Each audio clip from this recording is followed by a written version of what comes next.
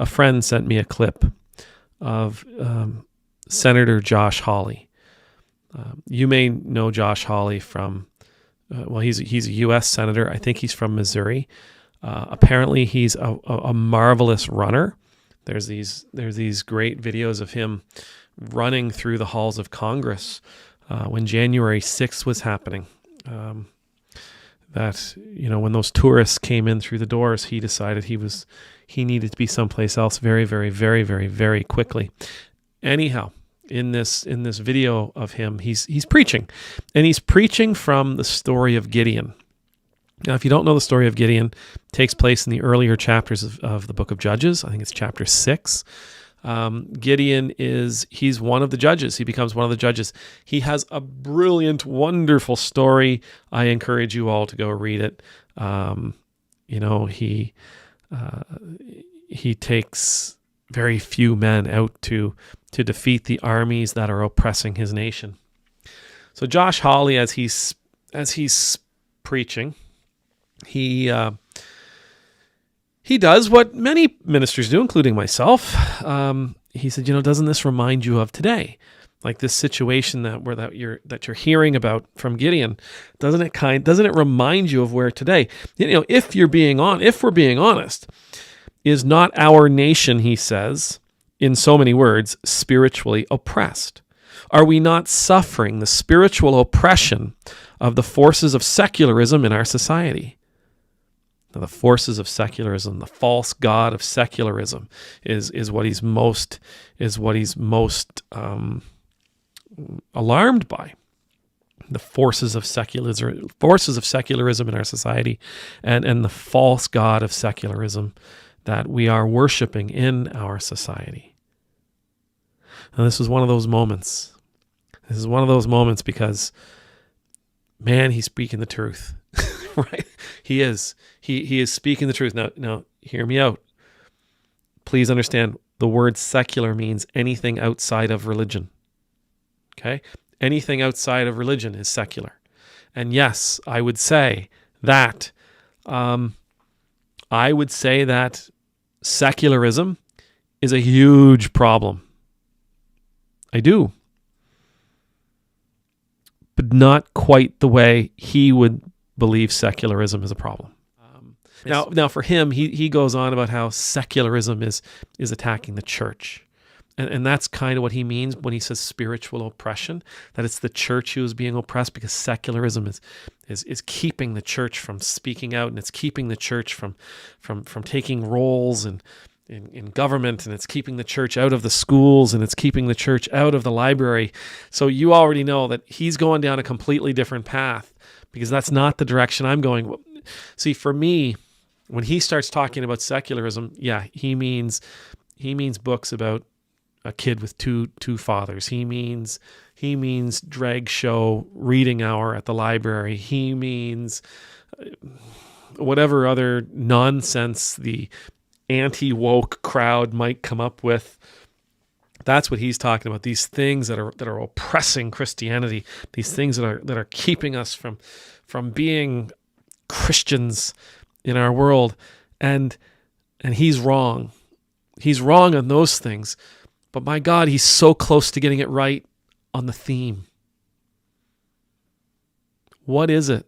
What is it that has found its way into the church? What is it that has infected the church? What is it from the secular world that's truly infected the church? It's all the same things we've been worried about all these years. It's the same things that Jesus warns us about. It's about greed. Right? Greed has infected the church. The lust for power has infected the church. The desire for earthly goods has infected the church. These are the things that are oppressing Christians. These are the things that are keeping Christians from being Christian out in the world. It's not some drag queen somewhere reading to kids in a library. It's not same-gender rights. It's not same-gender marriage in the church. It's not churches that are inclusive. It's not female clergy. those things aren't causing the church any ill. They're not causing the church any trouble. The thing that's causing the church trouble is again, it's the same stuff Jesus has been warning us about all this time. It's our love of earthly things. It's our quest for power. It's our desire for wealth and for money and for jewels and property and prestige. It's our desire to look good in the eyes of the world. These are the things that are like, yes, these are the things that ultimately, this is how the secular world is oppressing us spiritually. These are the things that we've embraced wholeheartedly. And these are the things that it's not very often that I hear a sermon where somebody points to these things as the problems that we have embraced from secular society.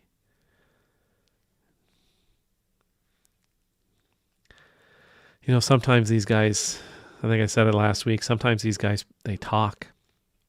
And I'm like, wait a second, are they going to, oh, damn it, no, they didn't.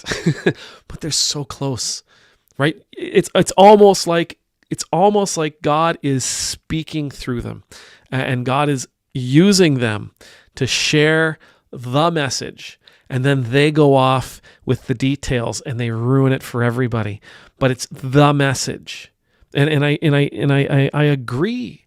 I agree with them that there is a form of spiritual oppression. And I would agree that, Christians have been, and it's not necessarily oppression from outside forces or an outside God. It's more like we've been self-oppressed. We've negated our own ministry. We've crushed our own witness by embracing these secular tenets. By wanting to be more like the worldly kings, by wanting to be more like those worldly authorities and those worldly powers. We've rejected the fact that, in many ways, we've rejected the fact that we have a king and his name is Jesus. We've rejected the idea that we have a king and he is Christ. And we're sort of back to that place again of, no, give us a king. We want a king. Give us a king. And God is saying the same things to us. I gave you a king. You have a king. You don't need a king. You don't want a king. That king is going to cost you. And we're going to say, no, we want a king. We want a king. We want a king. But this time God's not going to give us a king. We've done that before and it didn't work out very well. But for these reasons, because of the influence of the secular world, we've given up. We've given up listening to our king, and we've embraced the false gods of secularism. Money, power. Money, power, prestige, celebrity. We've given up our king, and we're chasing down. We're chasing down things like position in government. We're chasing after things like, jets and airports and beautiful cars and 140,000 square foot homes, and we've let go. We've let go of the Christly things that we're called to reach for. And instead, we've embraced the idea that we should be reaching for all of the things that Jesus tells us to not touch.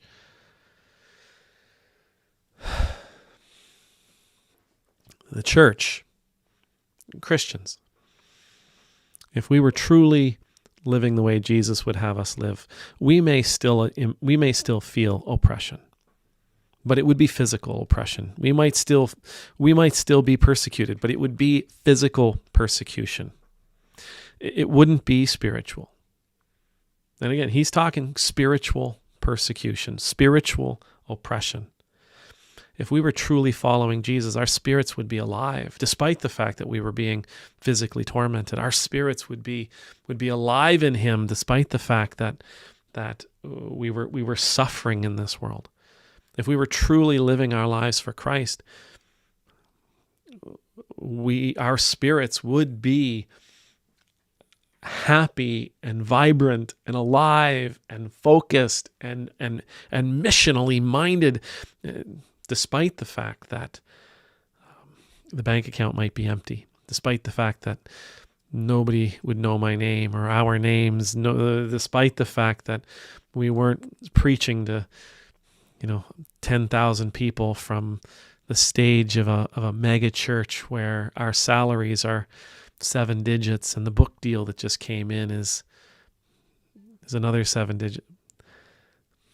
If we were truly following Christ, again, we may be oppressed, but it would never be spiritual.